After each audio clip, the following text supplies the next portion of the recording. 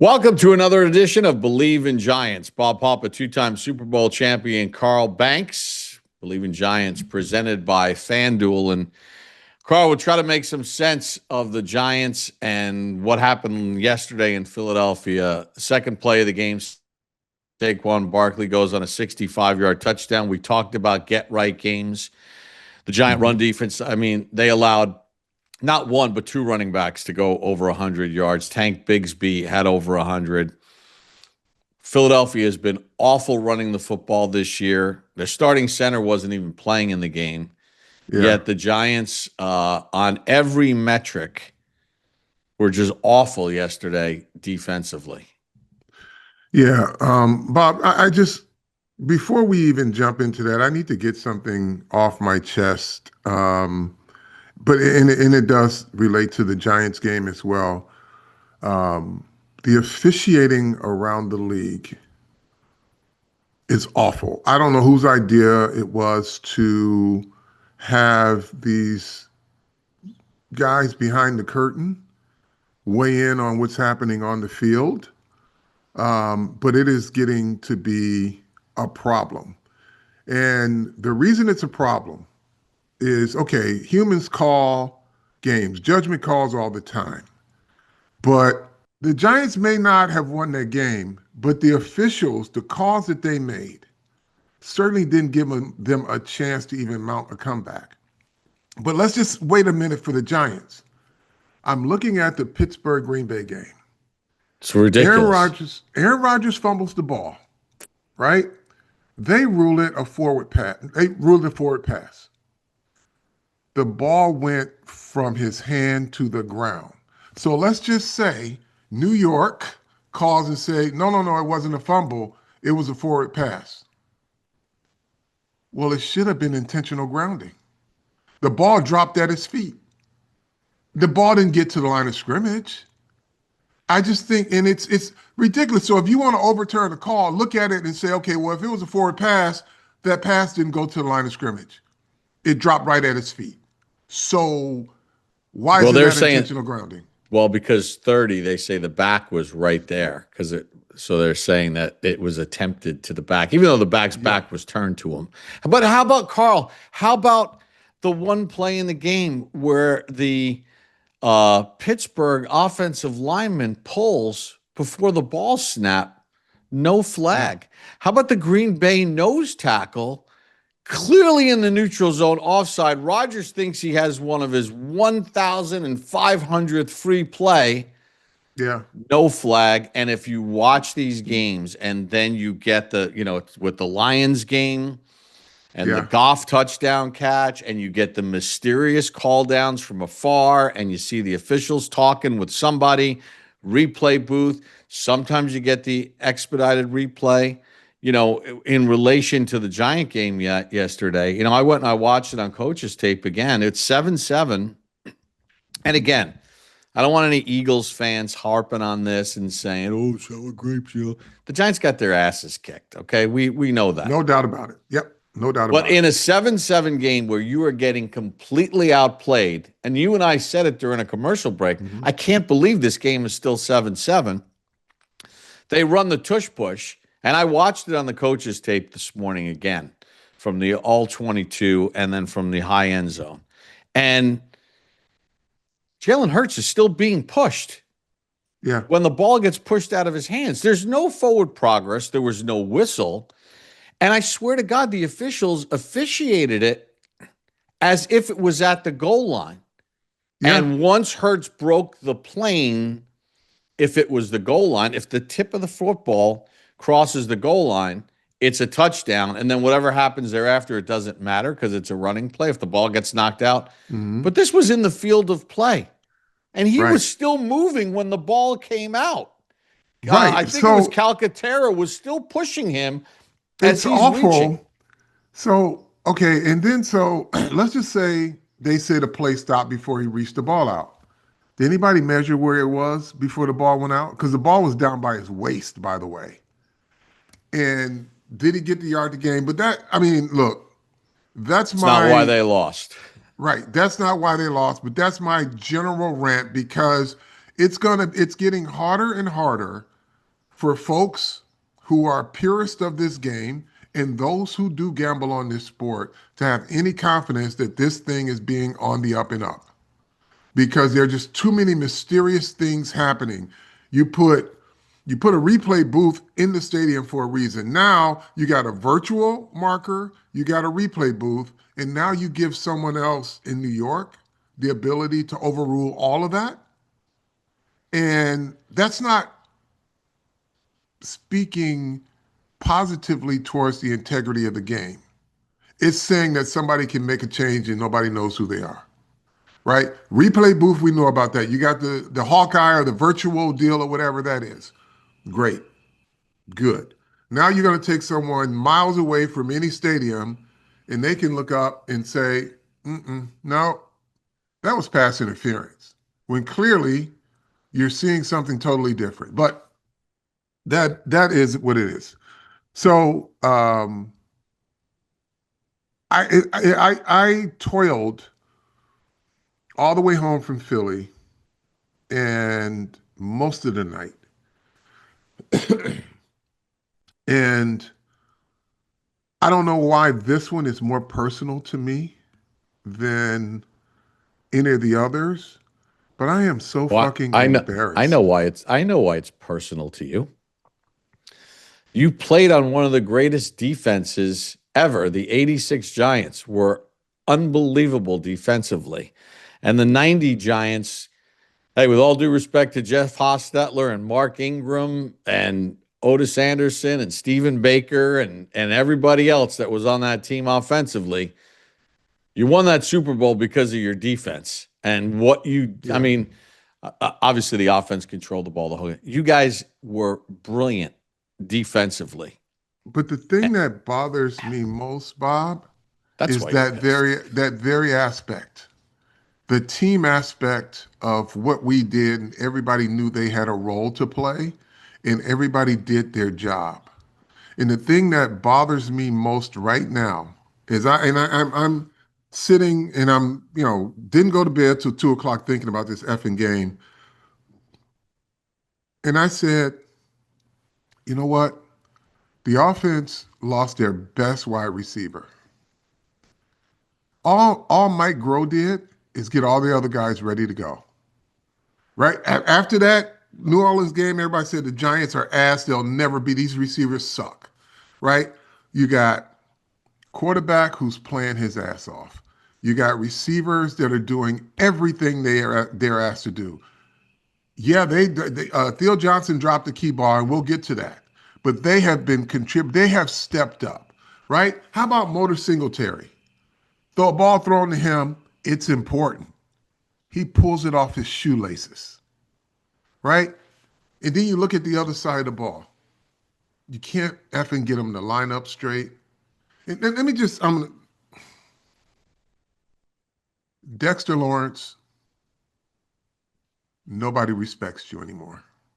Nobody. Your opponents do not. The pre-injury Dexter is not there in their heads. They don't respect you. And there's a difference. You're on the field. They're blocking you with a 9-year backup center. You're not making a difference. The old Dexter would. Okay? There are a lot of things that go into your performance. Only you know what that is, whether you're still recovering or not. I'm just telling you now, I'm looking at enough tape to know that your opponents don't respect you. Not like they used to. And here's the thing. When Darius Alexander gets in the game, when Roy Robinson gets in the game and they substitute for you, those guys are making DJ plays. Davidson. DJ Davidson, those guys are making plays against the same guys that are blocking you. I'm going to just say this. Again, I don't know the circumstances. It's time for you to start expecting more of yourself. I don't know if you're injured. I don't know if you fully recovered.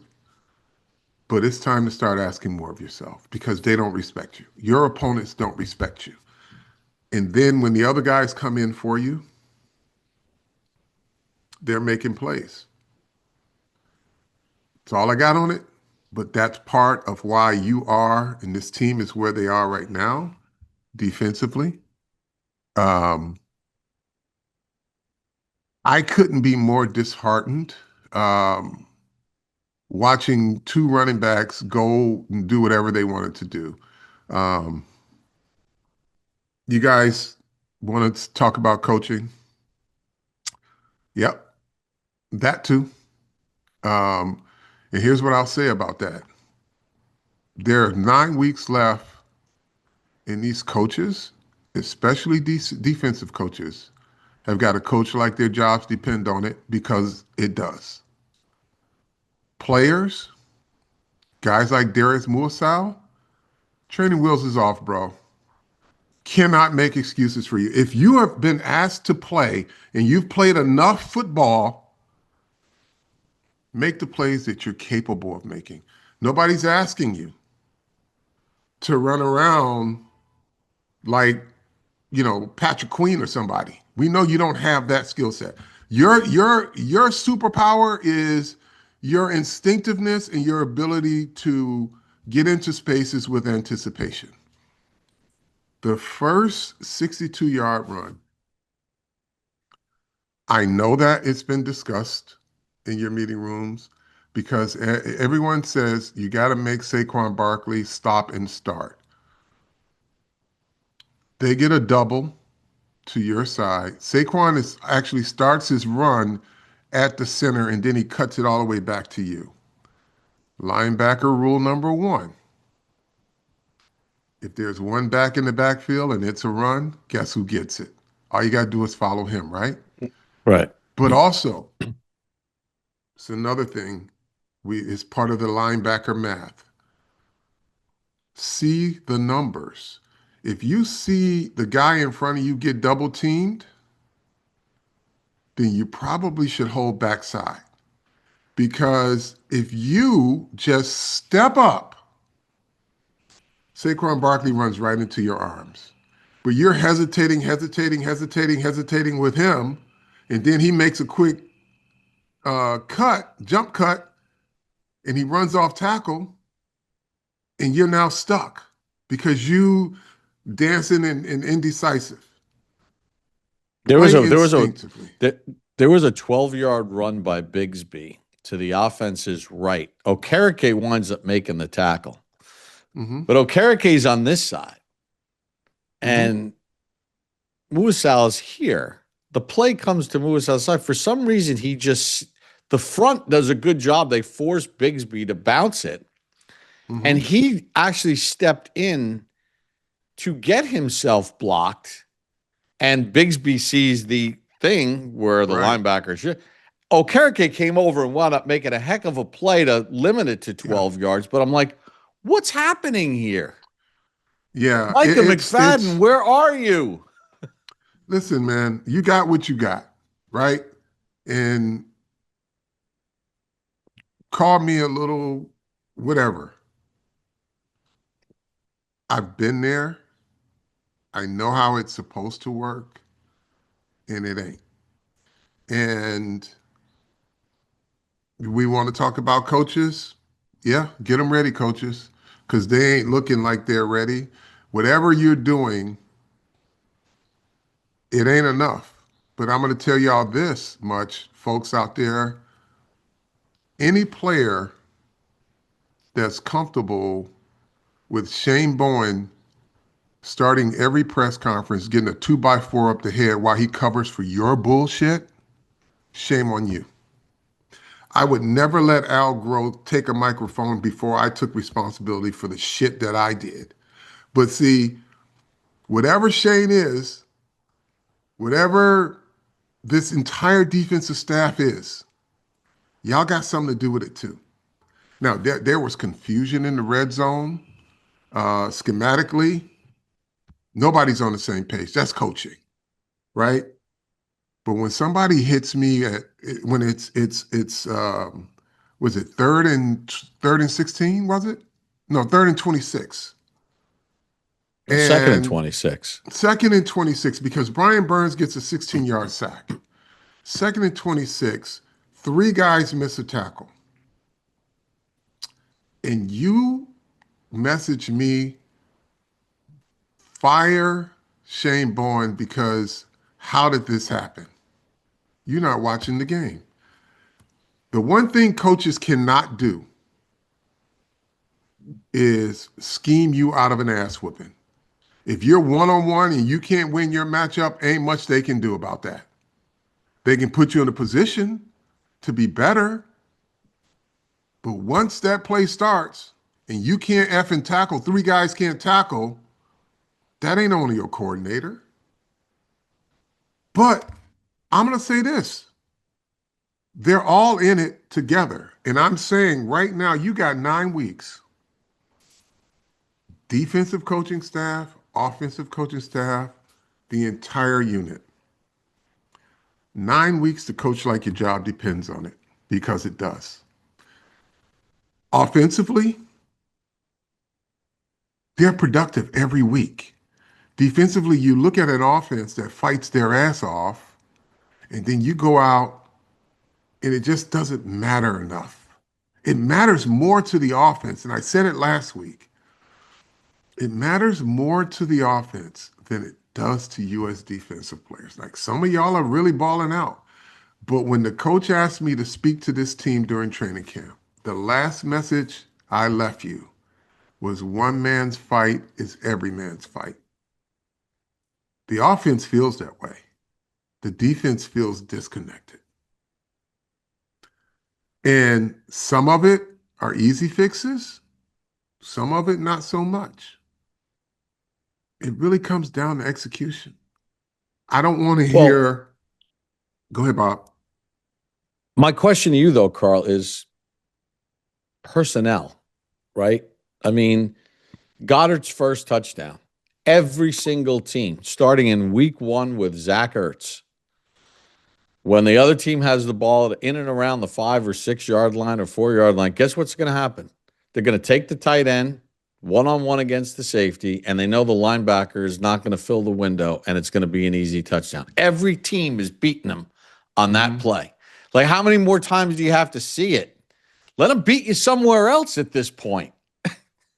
Well, you just summed it up. Linebackers not filling the window. So you ain't getting it coached hard enough, or y'all ain't paying attention. Because I'm looking at it, I see a guy going through the window. I see Mursal come to try to break up the play. He tries to block tackle Goddard. He's a half a step late to begin with, but you got to anticipate it, because here's why. Goddard is lined up. He's detached from the line of scrimmage, but he's lined up kind of where a slot would be, a tight slot formation. So you know he's going inside. Safety's got outside leverage because he can't give up the post corner. He knows he's got help to the inside, but what does he get? He gets a guy a day late and a bad tackle short. You want to say it? You want to call that coaching? Okay, we can call it coaching. I'm going to call it coaching because it keeps happening every week, but also I'm going to call it player user error because they keep fucking it up every week. And if it's the same thing that you're expecting to happen, and it is the appropriate call, and you're not executing it, it's both of y'all. It's coaching and player. Correct. It's like you always say, we always talk about this team, it's collective. Like you want to, people want to point the blame and fire this one and get rid of this one. It's a combination of everything, right? Sure. I mean, it's a combination of the group, the player's skill level, their mental toughness of not recognizing, oh my gosh, they're lining up in this formation again. They're going to run the slant again. I'm going to make sure that they don't get this time. But it just happens over. So it's across the board. Right. And, somebody might say, well, the coaches, their message is getting stale. Well, they ain't getting stale on the offensive side because they're getting better every week. Right? They're making themselves available for their teammate, their quarterback. It's really, really frustrating for me to watch it. Now, everybody's got injuries around the league. Everybody has a practice squad. It's time for you young players to know that if you get a jersey on Sunday, there's an expectation that goes with it, right? You get the one touchdown. What's the kid's name that they brought up from the practice squad? The corner, and he bats the ball into the hands of Corey Black. Corey Black. Signed off the Jets practice squad, 6th round pick this summer, Right. or this Okay. spring. How about this? 6th round pick, signed from the practice squad. But guess what? On Sunday, you're a football player. Wouldn't expect a 6th round pick. Let's just manage expectations. Wouldn't expect a 6th round pick to intercept that ball. But if you can get in position and you get your head around and get your hands on the ball, how about just knocking it down to the ground? That's not asking too much, even of a 6th round pick, because you're out there. And that's it. That's what you're expected. That's the least you're expected to do. I'm done with you don't have the time. If there's a pool of practice squad players in the league, they go from team to team. Those who are fortunate enough to get called up, kind of like what the Detroit Lions did, their guys are hungry. They get their uniform on Sunday and they play like they want to keep it on Sunday, the next Sunday, and the next Sunday after that. These guys, and don't take it personal, but you're playing like temps. You're playing like a guy who comes from a temp agency. You're playing like, you know what, I'm going to go somewhere else after this anyway. I just need to check this week. Play like your job depends on it. Play like you want to stay. When they bring you up, your job is to prepare. Because on offense, seems like they prepare. Little Jordan Humphrey, wasn't he on the practice squad? Mm-hmm. Yeah. Well, little Jordan Humphrey was on a roster in Denver. Then he goes to a practice squad. So he's fighting for his life. He's fighting for his livelihood. He gets a jersey every Sunday because he's reliable. When they call on him, he makes the plays that they're asking him to make. 9 weeks, folks, to show that you belong in the NFL.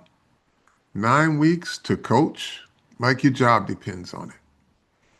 Simple as that. I don't care to see someone post a deep comeback on Deonte Banks when that was the only time you said his name the whole game. That means he did something good. But if you didn't see him lose contain on one of the runs, then you're just searching for negativity. He had 2 bad plays in the game. People want to talk about Tyler Nubin, who I got an issue with right now. But on the Saquon Barkley play, they say he took a bad angle. No, he really didn't. He could have pressed the line of scrimmage more, but he didn't know where to go because Moorsau was supposed to be somewhere in the vicinity. He had a big area to defend. So he's hesitating about 4 yards from the line of scrimmage. And then, Barkley shoots out of a cannon. It's a foot race. You ain't winning that. Nobody's winning that. Right. Then it just becomes math. Just like the long run that was allowed against the Chargers. When the gaps are not filled properly and then it gets bounced and it becomes a foot race, a Marion Hampton, a 1st round pick, and a 4-2 guy or 4-3 guy going against a guy who's 4-5, 4-6 speed, or Saquon Barkley, who's one of the best running backs, you ain't catching him. Like if the angles are messed up and the math up front is messed up and the gaps are not fit properly, you are toast as a player. and that really is what happened on that particular play for Nubin. I'm the one who introduced this narrative to everybody that he takes bad angles, but that wasn't one of them. He's looking at a hole this wide, right? And he's like, okay, I'm going to just try to buy some time. He could have went up in there and pressed the hole. Millsouth's nowhere to be found. He's got to defend something really large. Guy shoots through a cannon. It's a foot race. I don't. That's not on him. I am just at a point now, and it's like I said. I don't know why I took this one as personal as I did, but it was just so raggedy. It was so messy. because teams Um, ran it on the Giants, and you until I've the seen them run it on the Giants before, but this was raggedy. This is if there is one thing where you can look up and say, who y'all play for, right? And it just looks like, and Kayvon talked about it after the game. He said some copycat, they copycatted some plays that Denver hit on them. Well, you come to the sideline, somebody got to pull you over, coaches, and say, hey, look, this is what we're doing. This is how we have to correct this. I would have thought it was corrected after the Denver game because we know we're exist in a copycat league. So coaches, put this up, correct it, remind them that if you see this, this is probably what's coming. Clearly, they're not responding to that. Carl, And just hold that thought. Hold that thought that you're going to get to right there. I just want everybody to know, delete me. Right now, there's a lot of Giants fans that want to delete everything they watched yesterday from their memory. Delete Me makes it easy, quick, and safe to remove your personal data online at a time when surveillance and data breaches are common enough to make everybody vulnerable. Data brokers make a profit off your data. It's a commodity. They buy it, they sell it. Your name, contact info, social security number, home address, information about your family members, all can be compiled by data brokers, then sold online. New York Times Wirecutter is named Delete Me their top pick for data removal services. Look, we have online presences, social media, everything, doxing, identity theft. It's all out there. These guys sell your data. Well, protect it. Take control of yours. Keep your private life private by signing up for Delete Me now at a special discount for our listeners. Get 20% off your Delete Me plan when you go to joindeleteme.com/pro. Use the promo code PRO at checkout. Only way to get 20% off, go to joindeleteme.com/pro, promo code PRO at checkout. That's joindeleteme.com/pro. Use the promo code PRO. All right, finish your thought. I know you had a punctuation point on that. no, it's when you look at where the money is invested in this team and where the effort is coming from, it's on the opposite side of the money. And it's disgusting. It's disgusting. 9.2 yards per carry is what Philadelphia got. Is there any pride amongst you men? Is there any pride amongst you men?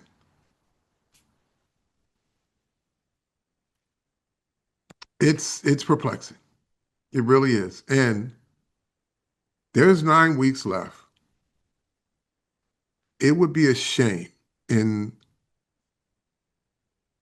what's happening on this offense. It's a work in progress that gets better and better and better every week.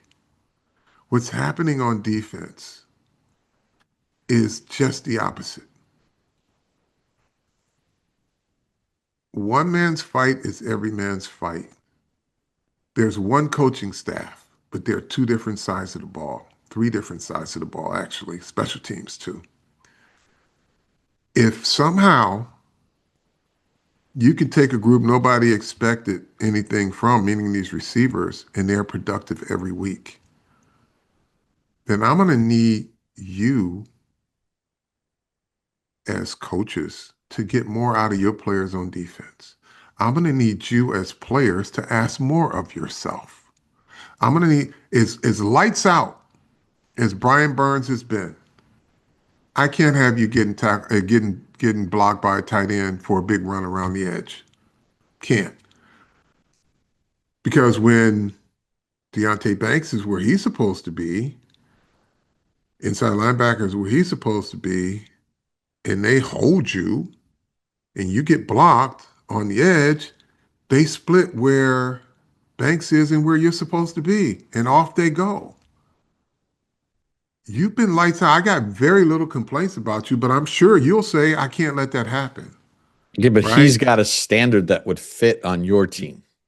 Of course, and I know he's pissed about that. But then, given the fact that all hell's breaking loose all over the place, you get lumped into that. You don't get to erase that one bad play because it's part of the 9.2 yards per carry, right?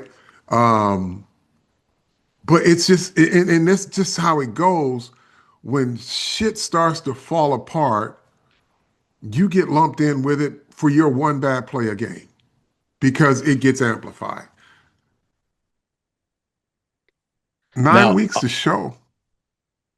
I also want to put this in context here, right, for our viewers. When Carl, I'm assuming when you're talking about like the receivers down Malik Neighbors, right? First of all, it's a Mhm. weak room to start with, right? We all know that that's been discussed. It is not a strong room to begin with, and especially without Neighbors. Mhm. But you're right, they're fighting like hell. And we're lumping the tight ends in as part of because the tight ends Sure. are now being used. So we're kind of counting them as part of the But that's what receiving core. coaching looks like. That's what Right. coach, you take your guys and you know what their limitations are and you give them things and you demand that they execute those things. And they're doing it. You can say they're not talented, but every effing week they show up and make plays.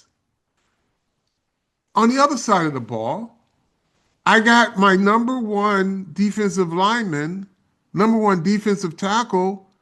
His opponents don't even respect him anymore. It's time for you to start asking more of yourself. I don't know what's going on with you, and I'm not going to speculate.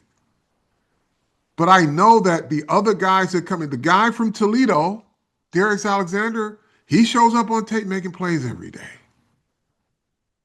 Starting to, yeah. Hey, Roy Roy Robertson Robertson Harris. Harrison, Nacho. Nacho's making plays. Nacho. Okay, so join the party. I don't know. I don't know what's going on. I'm not going to speculate, but I'm going to say this. When I look at the tape, they don't respect you like they used to. You're just a big guy out there. And how about this? On the other side of the football, the Giants said the one guy that can't wreck the game for us offense on our offense is Jalen Carter. Did you hear his name anytime? No, they did a pretty good job of dealing with him. John Michael Schmitz, Greg Van Roten, didn't. Hey, he wasn't part of why their offense did not have success. They handled their biggest playmaker defensively. It's amazing to say Phillies, this. Obviously Jackson Dart is a growing player, a rookie, right? But if you look at the Giants objectively right now, I think it's safe to say that the two best position groups week in and week out for the Giants are the edge rushers mhm. with obviously Burns leading the way. Thibodeau didn't play well in the fourth quarter last week, but he's had a very good season overall. And who would ever thought we'd ever say this? The Giants' offensive line. Yeah, Those have been the yeah. two week in and week out the best position groups. And obviously, when Skattebo was getting his groove working, it'll be Well, and it's interesting. still Go they ahead, still Carl. had production when Scott went out. That's what I'm saying. Motor Singletary pulls one off his shoelaces to get him in position to score. Go ahead. It'll be interesting.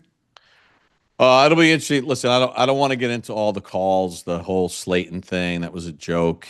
Guy's grabbing his wrist, then Slayton pushes him, then the guy's grabbing his jersey. Like how you make that call when you watch. If you have the Sunday ticket and you watch NFL games, you're watching this stuff go on. It's a no call, right? Hmm. It's I don't think it was DPI. I certainly don't think it was OPI. It's a no call. They were both committing Yeah. fouls. That's called hand fighting. Um, but I went back and I watched it again this morning. It'll be interesting to see what the league does with Zach Bond, because at least from what watching the coaches tape, and probably I would need to see a TV copy of it.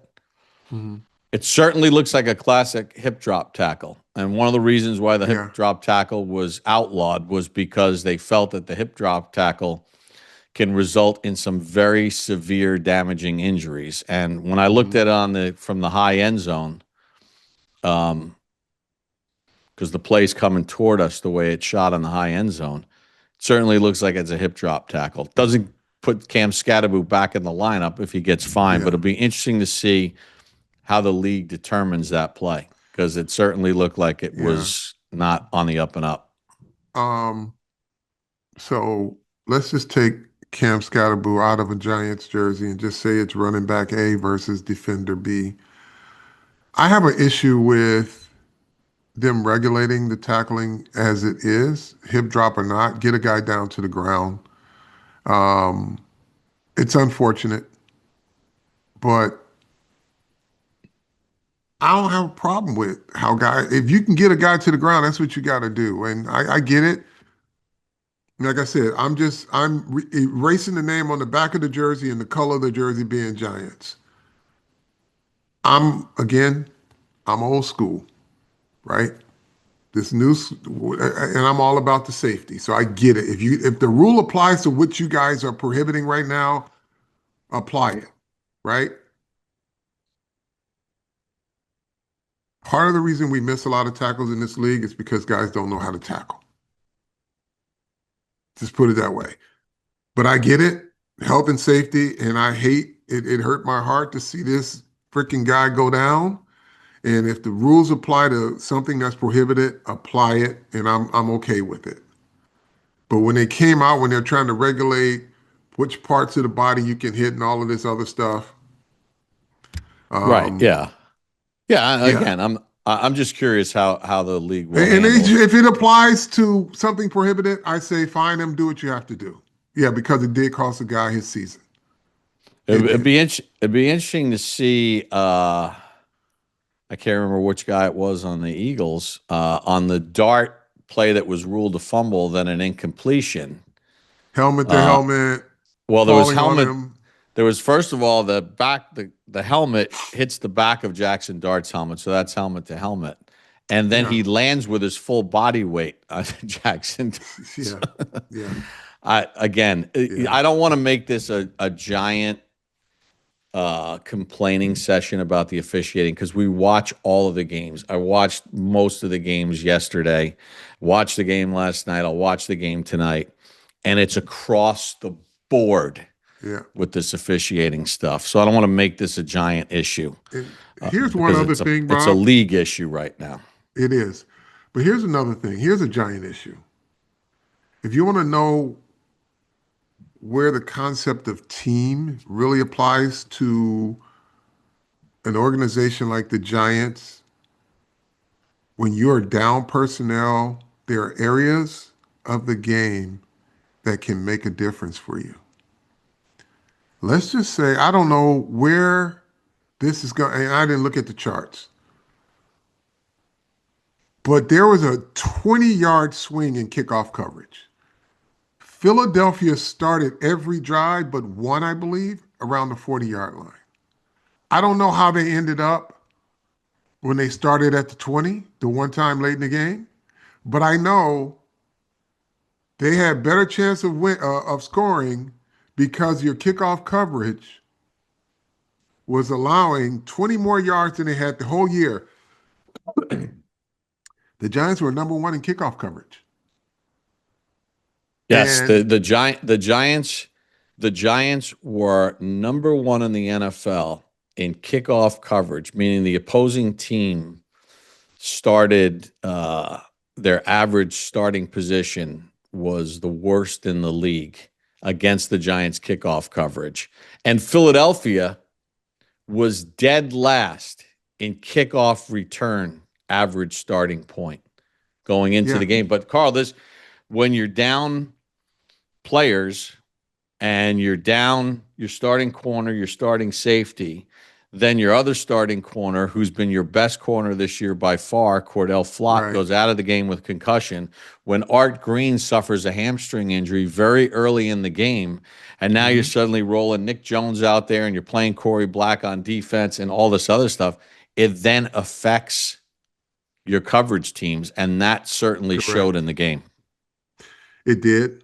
And then this takes me back to my original point of coaches can have some responsibility, but if you get a uniform on Sunday, you better fucking do your job. Like, some guys exist to be special teams players. Like, Dane Belton is one of their best special teams players. He's a full-time guy. I don't think his play on special teams dropped off much, but you got other guys out there. You're out there because you're a good special teams player.